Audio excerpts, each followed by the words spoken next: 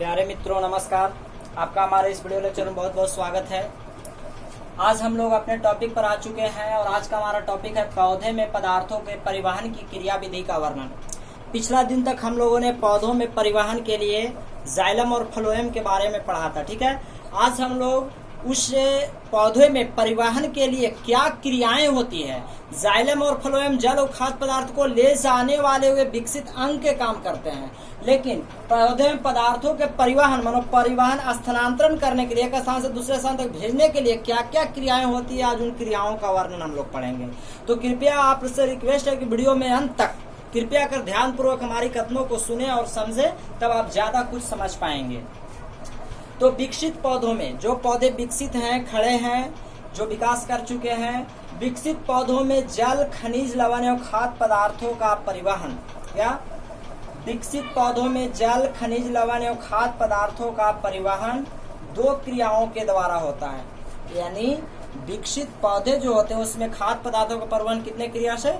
दो क्रिया से। ऐसा नहीं कि जाइलम और फ्लोएम अंग थे, क्रिया नहीं थे, ठीक है। पहला है स्थानांतरण, जिसको हम लोग ट्रांसलोकेशन कहते हैं। दूसरा है वाष्पोत्सर्जन, जिसको हम लोग ट्रांसपायरेशन कहते हैं। ध्यान से फिर समझे, स्थानांतरण ट्रांसलोकेशन, वाष्पोत्सर्जन ट्रांसपायरेशन। अगर आप सोचिएगा, स्थानांतरण का मतलब स्थान परिवर्तन, वाष्पोत्सर्जन कहीं ना कहीं देखिएगा तो इसमें श्वसन छिपा है, बिल्कुल हाँ। उसी तरह से वाष्पोत्सर्जन, तो ट्रांसपायरेशन वाष्पोत्सर्जन क्रिया आपके लिए बहुत इंपॉर्टेंट होगा, आप जीवन में उसको देख पाते हैं, आज हम आपको उससे अवगत कराएंगे, ठीक है। तो सर्वप्रथम हम लोग देखते हैं कि स्थानांतरण क्या है। तो पहले हमने ये समझा कि पौधों में परिवहन के लिए दो क्रिया विधि का होना आवश्यक है, स्थानांतरण एवं वाष्पोत्सर्जन। स्थानांतरण क्या है इसे पर बात करते हैं। पौधे के एक भाग से दूसरी भाग में, पौधे के एक भाग से दूसरी भाग में खाद्य पदार्थों के जलीय घोल को, खाद्य पदार्थों के जलीय घोल, तनिक ध्यान दीजिए, खाद्य पदार्थ के जलीय घोल क्या क्या होंगे? जल होंगे, खनिज, लवण होंगे, ठीक है। यानी सीधा सीधे हम लोग कह सकते हैं पौधे के एक भाग से दूसरी भाग में जल, खनिज, लवण एवं खाद्य पदार्थों को, ठीक है, आने जाने की क्रिया को पदार्थों का स्थानांतरण कहा जाता है। पदार्थों का स्थानांतरण किसे कहते हैं? तो पौधे के एक भाग से दूसरी भाग में, यानी एक अंग से दूसरी अंग में जल, खनिज, लवण एवं खाद्य पदार्थों को आने जाने की क्रिया को हम लोग क्या कहते हैं? पदार्थों का स्थानांतरण कहते हैं। तनिक ध्यान दीजिए, इस क्रिया को होने में वाष्पोत्सर्जन की महत्वपूर्ण भूमिका होती है। यानी स्थानांतरण को करने में वाष्पोत्सर्जन का होना एकदम आवश्यक है। तो फिर से थोड़ा सा हम लोग स्थानांतरण की परिभाषा समझ के सीधा वाष्पोत्सर्जन पर चलेंगे। तो वाष्पोत्सर्जन का परिभाषा जानने से पूर्व एक बार मैं फिर से चाहूंगा, पौधों में पदार्थों का परिवहन की क्रिया विधि कितने रूप में होता है, के लिए कितने क्रियाएं होते हैं? दो क्रिया। कौन कौन? स्थानांतरण और वाष्पोत्सर्जन। फिर से, विकसित पौधों में जल, खनिज, लवण एवं खाद्य पदार्थों का परिवहन दो क्रियाओं से पूर्ण होता है। पहला स्थानांतरण और दूसरा वाष्पोत्सर्जन। स्थानांतरण क्या है? पौधे के एक भाग से दूसरी भाग में खाद्य पदार्थ, जल, लवण, खनिज के घोल को आने जाने की क्रिया को पदार्थों का स्थानांतरण कहते हैं। इस क्रिया को होने में वाष्पोत्सर्जन की महत्वपूर्ण भूमिका होती है। यानी समझिए, पौधे जल लेते हैं जड़ से, जड़ होगा धरती में धंसा हुआ, ठीक है, उसको ऊपर तक भेजेंगे, तब वहाँ पत्तियों में प्रकाश संश्लेषण से भोजन बनेगा। अब भोजन को आने जाने की क्रिया क्या कहलाएगा? स्थानांतरण कहलाएगा, ठीक है। और भोजन और जल को ले जाने और लाने वाले अलग अलग अंग थे जाइलम, फ्लोएम, ठीक है, लेकिन वो क्रिया क्या कहलाएगा? स्थानांतरण कहलाएगा। स्थानांतरण होने के लिए वाष्पोत्सर्जन की महत्वपूर्ण भूमिका होती है। तो आइए हम लोग वाष्पोत्सर्जन पर समझते हैं। खाली स्थानांतरण अभी इतना याद रखें कि पौधों के एक भाग से दूसरी भाग में खाद्य पदार्थों के जलीय घोल को आने जाने की क्रिया पदार्थों का स्थानांतरण कहलाता है। इस क्रिया के होने में वाष्पोत्सर्जन का महत्वपूर्ण भूमिका होती है। तो अब हम लोग वाष्पोत्सर्जन पर चलते हैं, तो वीडियो में अंत तक आप जरूर बने रहें। हम लोग अपने वीडियो में आगे बढ़ते हुए आप पहुंचे हैं वाष्पोत्सर्जन, पौधे में परिवहन का जो दूसरा क्रिया है वाष्पोत्सर्जन, उस पर आप पहुंचे हैं।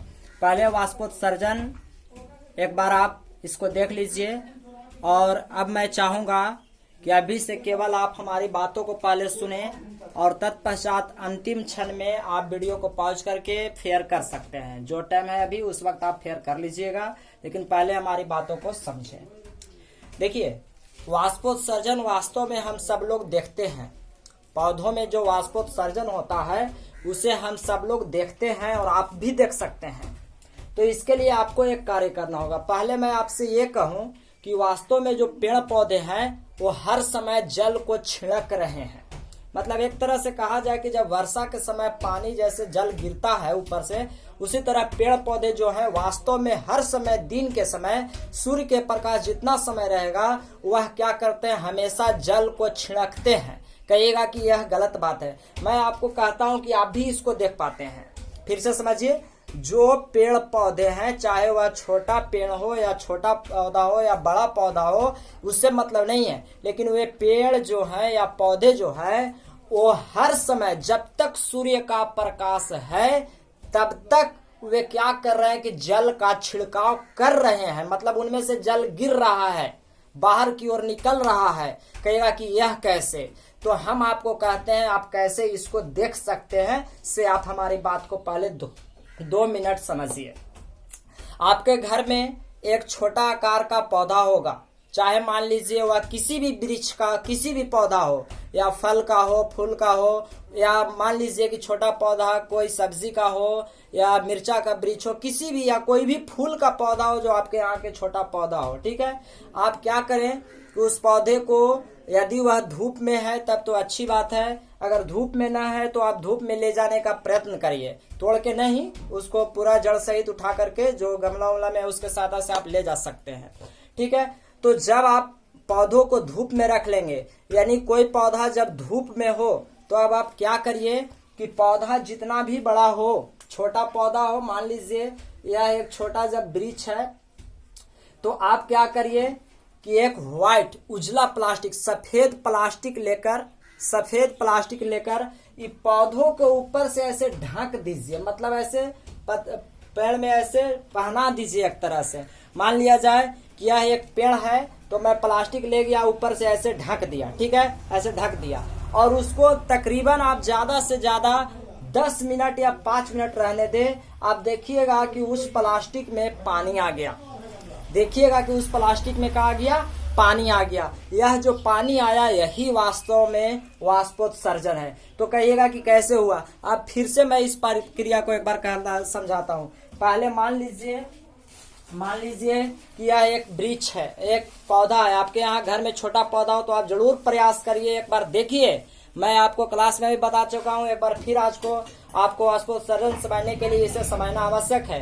पहले आप क्या करिए, एक पौधा हो जो हरा भरा पौधा हो, आपके घर में कोई भी फूल का पौधा हो या किसी भी चीज का पौधा हो, आप क्या करें कि उस पौधा को एक व्हाइट प्लास्टिक से उसको पत्तियों को आप ऐसे ढक दीजिए। मतलब कहने का तात्पर्य आप पौधा पर ऊपर से ऐसे पहना दीजिए और नीचे से उसको पैक कर दीजिए, मतलब बांध दीजिए, पहना करके बांध दीजिए। अब बांधने के बाद आप 10 मिनट में देखिएगा उसको पत्ता वहां प्लास्टिक में पानी आ जाएगा। नहीं तो पेड़ के पत्तियों में आप उजला प्लास्टिक बांध दीजिए, आप देखिएगा 5-10 मिनट में उसमें पानी आ जाएगा। यह वाष्पोत्सर्जन है। क्यों ऐसे होता है इसे समझिए। सर्वप्रथम मैं आपको ये बता दूं कि पौधे जो है वास्तव में जड़ से पानी खींचते हैं। कहां से खींचते हैं? जड़ से जल खींचते हैं और जल को ऊपर जाइलम द्वारा भेज दिया जाता है। ये आप पढ़ चुके हैं। तो वास्तव में यह हो रहा है कि पेड़ पौधे जो है ना, जल को जड़ द्वारा खींच करके, जड़ की सहायता से जल खींच करके अपने पत्तियों में भेज रहे हैं। कहाँ भेज रहे हैं? पत्तियों में। और वो पत्ती में जो छिद्र है, जिसको हम लोग स्टोमाटा या रंध्र कहते हैं, वह छिद्र क्या कर रहा है कि उसको वायुमंडल में छोड़ दे रहा है। कहाँ छोड़ दे रहा है? वायुमंडल में। यह जितना जल ऊपर छोड़ रहा है उतना अधिक ऑक्सीजन बन रहा है। मैं आपको और बता दूं, केवल 10% जल का उपयोग पौधे अपने लिए करते हैं। शेष 90% जल जो है हम लोग को ऑक्सीजन बनने में काम आता है वाष्पोत्सर्जन क्रिया द्वारा। तो वास्तव में वाष्पोत्सर्जन क्या है कि पेड़ के जड़ द्वारा, सुनिएगा, पौधों के जड़ द्वारा जल को सोख कर और पत्तियों के द्वारा वायुमंडल में छोड़ देने की क्रिया ही वाष्पोत्सर्जन कहलाता है। फिर से समझिए वाष्पोत्सर्जन क्रिया कैसे होता है। तो पौधों अपने जड़ के द्वारा जमीन से जल को सोखकर अपने पत्तियों में पहुंचाते हैं, जाइलम के द्वारा पहुंचाया जाता है। वो पत्तियों में स्थित जो रंध्र अथवा छिद्र होते हैं उसके द्वारा वायुमंडल में छोड़ दिया जाता है। ठीक है, जिसका निर्माण ऑक्सीजन बनने के लिए कितना प्रतिशत जल ऑक्सीजन बनने में सहायक होता है? 90%। और 10% जल का उपयोग केवल पौधे करते हैं। ठीक है, तो इस तरह से वाष्पोत्सर्जन ऑक्सीजन के निर्माण में भी काफी सहायक है। वाष्पोत्सर्जन आप देखने के लिए जो मैंने पेड़ का या पौधा का प्रयोग कहा, आप जरूर करिए। कुछ भी नहीं करना है, पत्तों में केवल प्लास्टिक बांध दीजिए, आप देखिएगा कि उसको में पानी आ गया, क्योंकि जड़ वह नीचे से टान करके ऊपर सोख देते हैं। आइए अब हम लोग वाष्पोत्सर्जन की परिभाषा को समझते हैं। ठीक है, तो वाष्पोत्सर्जन है क्या? पौधे के वायवीय भागों में, वायवीय भागों जहां पे वायु मतलब पत्ती है, पत्तियों में, पौधे के वायवीय भागों में जल का रंध्रों द्वारा, जल का रंध्र जो पौधा पत्ती में छिद्र होता है उसी को रंध्र या स्टोमाटा कहते हैं। सुन लीजिए, पत्ता में जो छिद्र रहता है उसी को रंध्र या स्टोमाटा कहते हैं। पौधे के वायवीय भागों में, सुनिएगा, वायवीय भागों में मतलब जो श्वसन करता है उस भागों में जल का, किसका? जल का रंध्रों द्वारा, छिद्रों द्वारा, ठीक है, वाष्प के रूप में, किसके रूप में? वाष्प के रूप में निष्कासन की क्रिया वाष्पोत्सर्जन कहलाता है। हम लोग के दिखाई दे रहा है? ऐसे नहीं दे रहा है, क्योंकि वाष्प के रूप में निकल रहा है। लेकिन जब आप पेड़ के पत्ती में प्लास्टिक बांध दीजिएगा तो देखिएगा कि उसमें पानी आ गया। वाष्पोत्सर्जन क्रिया फिर समझिए, पौधे के वायवीय भागों में जल का रंध्रों द्वारा वाष्प के रूप में निष्कासन की क्रिया वाष्पोत्सर्जन कहलाता है। आप समझ पाएंगे, पौधे के वायवीय भागों में जल का रंध्रों के द्वारा वाष्प के रूप में निष्कासन की क्रिया क्या कहलाता है? वाष्पोत्सर्जन कहलाता है। यह एक शारीरिक क्रिया है, यह पौधे की शारीरिक क्रिया है जो हर पौधा में होता है। ठीक है, यह पौधे वाष्पोत्सर्जन कैसी क्रिया है? शारीरिक क्रिया है, जो मुख्य रूप से पौधों के पत्तियों में स्थित, मुख्य रूप से पौधों के पत्तियों में स्थित रंध्र छिद्र की सहायता से होता है। वाष्पोत्सर्जन किसकी सहायता से होता है? रंध्र अथवा छिद्र की सहायता से। मतलब जड़ से जल निकलता है और पत्ती में छिद्र के द्वारा बाहर फेंक दिया जाता है, इसी को हम लोग वाष्पोत्सर्जन कहते हैं। उस जल का 10% उपयोग पेड़ करते हैं और 90% अन्य जीवों का काम आता है। अब इसका कुछ निष्कर्ष को समझिए। मकई का एक विकसित पौधा जो होगा, मकई जो हम लोग खाते हैं पीते हैं उसका सेवन, मकई का विकसित पौधा जो होता है प्रतिदिन, मतलब एक दिन में वह 3 से 4 लीटर जल को वाष्पोत्सर्जित करता है। सुनिए समझिए ध्यान से, जो मैं कह रहा हूँ वाष्प में बदलता है मतलब वाष्पोत्सर्जित करता है। फिर से ध्यान दीजिए, मकई का एक विकसित पौधा प्रतिदिन 3 से 4 लीटर जल का वाष्पोत्सर्जित करता है। मकई का पौधा कितना करता है? 3 से 4 लीटर। सेब का एक विकसित पौधा, ध्यान दीजिए, सेब का एक विकसित पौधा 10 से 20 लीटर जल का वायुमंडल में छोड़ता है। कहाँ छोड़ता है? वायुमंडल में, मतलब वाष्पोत्सर्जित करता है। एक अगला पॉइंट, एक विकसित पौधा, सुनिएगा, एक विकसित पौधा अपने भार से 100 गुना अधिक जल वाष्पोत्सर्जित करता है अपने पूरे जीवन काल में।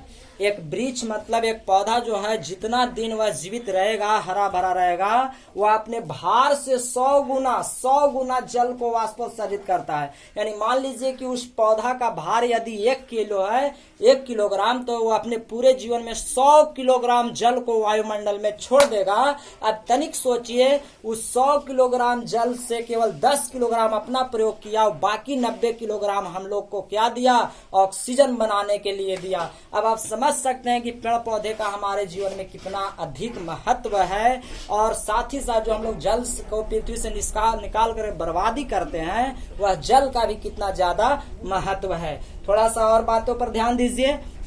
एक पौधा हो गया, अपने जीवन काल में कितना 100 गुना अधिक जल को अवशोषित करता है, ठीक है, वाष्पोत्सर्जित करता है। लेकिन एक पत्ती पर हम लोग बात करें, ध्यान दीजिएगा, एक पत्ती जो होता है, पत्ता मतलब पेड़ पौधा का एक पत्ता, वो अधिक से अधिक अपने भार के बराबर, अपने भार मतलब पत्ता जितना भी भारी होगा, अपने भार के बराबर जल को 1 दिन के अंदर मतलब 12 घंटों के अंदर वह वाष्पोत्सर्जित कर सकता है। एक पत्ता जल कितना जल को वाष्पोत्सर्जित कर सकता है? तो अपने भार के बराबर 12 घंटों के अंदर। फिर से समझिए, एक पेड़ का पत्ता 12 घंटों के अंदर अपने भार के बराबर जल को वाष्पोत्सर्जित कर सकता है।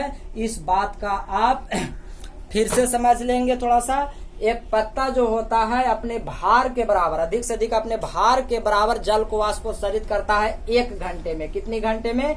1 घंटा में। फिर से समझेंगे, कोई भी वृक्ष का पत्ता 1 घंटे में अपने भार के बराबर जल को वाष्पोत्सर्जित कर देता है। मतलब जितना भारी पत्ता होगा उस जल को उतना ही ज्यादा वायुमंडल में छोड़ेगा। तो आप अनुमान लगा सकते हैं कि कोई वृक्ष का पत्ता कितना भारी या हल्का होता है। ठीक है, अब वाष्पोत्सर्जन का हम लोग महत्व को समझते हैं। वाष्पोत्सर्जन की 4 महत्वपूर्ण बातें। मकई का पौधा 3 से 4 लीटर, सेब का पौधा 10 से 20 लीटर वायुमंडल में छोड़ता है। यह प्रतिदिन का बात है। क्या? प्रतिदिन 3 से 4 लीटर। सेब का पौधा प्रतिदिन 10 से 20 लीटर। विकसित पौधा अपने पूरे जीवन काल में, मैं बोल रहा हूँ, एक विकसित पौधा अपने पूरे जीवन काल में भार से 100 गुना अधिक जल को अवशोषण करता है। पूरे जीवन काल में कितना? 100 गुना। अब एक पत्ती 1 घंटे में अपने भार के बराबर जल को अवशोषित करता है। अब वाष्पोत्सर्जन का महत्व सुनिए। पौधे के सभी भागों में जल की धारा प्रवाहित करता है। अब आप समझ गए होंगे, जल तो नीचे से निकलता है जड़ से और पत्ती में जाता है, तो वाष्पोत्सर्जन ही वह क्रिया है जिससे पौधे के सभी भागों में, पौधों के सभी भागों में जल की धारा को प्रवाहित करता है वाष्पोत्सर्जन। खनिज लवणों को अवशोषित करता है। सोचिए, जब जल नीचे से ऊपर जा रहा होगा तो उसके साथ खनिज लवण भी बह के चल जा रहे होंगे, तथा पेड़ का संतुलन बनाए रखने में भी सहायता करता है। कौन? वाष्पोत्सर्जन। तो आशा करते हैं वाष्पोत्सर्जन क्रिया आप समझ पाए होंगे। फिर हमने कहा था कि स्थानांतरण कराने में वाष्पोत्सर्जन सहायता है। तो अब ध्यान दीजिए, स्थानांतरण में हमने क्या कहा है कि पौधे के एक भाग से दूसरे भाग, तो आप यही तो समझिए कि शरीर के सभी भागों में पहुंचाता है। यानी मुख्य रूप से वाष्पोत्सर्जन ही मुख्य है पौधे के जीवित रखने में और वायुमंडल में ऑक्सीजन के निर्माण करने में। तो अब तनिक हम आपसे फिर दोहरा देते हैं इस चैप्टर को। पौधे में परिवहन की क्रिया 2 चरणों में होता है। कितने? 2 क्रियाओं द्वारा होता है, स्थानांतरण एवं वाष्पोत्सर्जन। स्थानांतरण का मतलब है जल एवं खनिज लवण यानी खाद्य पदार्थों के पौधे के एक भाग से दूसरे भाग में पहुंचाना। यह वाष्पोत्सर्जन के सहयोग से पूरा होता है। वाष्पोत्सर्जन पौधे के वायवीय भागों में जल का रंध्रों द्वारा वाष्प के रूप में निष्कासन की क्रिया वाष्पोत्सर्जन कहलाता है। यह एक शारीरिक क्रिया है जो मुख्य रूप से पौधों के पत्तियों में स्थित रंध्र अथवा छिद्रों द्वारा होता है। अब एक बार फिर समझिए, मकई का एक विकसित पौधा प्रतिदिन 3 से 4 लीटर जल को वाष्पोत्सर्जित करता है। सेब का एक विकसित पौधा 10 से 20 लीटर प्रतिदिन है, 10 से 20 लीटर।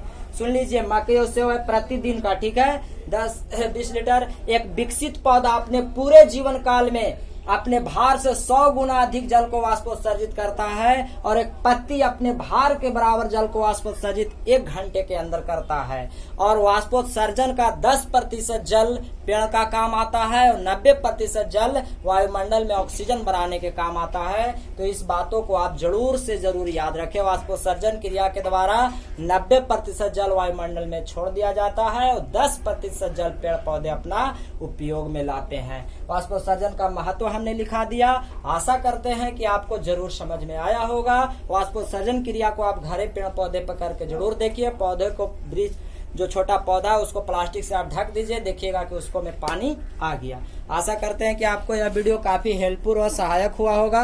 प्लीज अगर वीडियो आपको सहायक लगा है तो आप लाइक शेयर जरूर कर दें। चैनल पर नए हैं तो चैनल को सब्सक्राइब भी जरूर कर ले। आप लाइक जरूर करें। अब मैं इस वीडियो के माध्यम से आपसे एक सवाल पूछता हूं जिसका उत्तर आप हमें कमेंट बॉक्स में जरूर दें। हाँ, अगर आपको कोई बात समझ में नहीं आया है तो आप हमें कमेंट बॉक्स में बोल करके पूछ सकते हैं। तो आज का हमारा सवाल है, वाष्पोत्सर्जन क्रिया का कितना प्रतिशत जल पौधे अपने उपयोग में लाते हैं?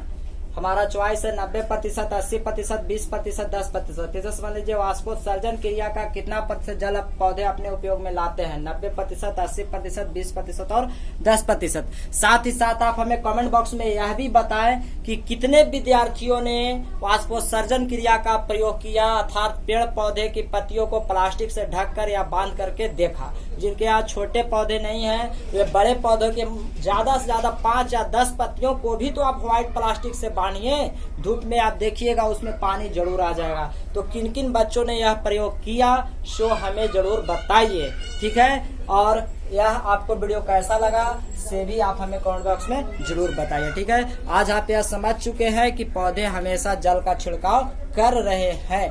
जो लोग नहीं जानते आप उनसे भी शेयर कर सकते हैं। धन्यवाद। पढ़ते रहें और बढ़ते रहें।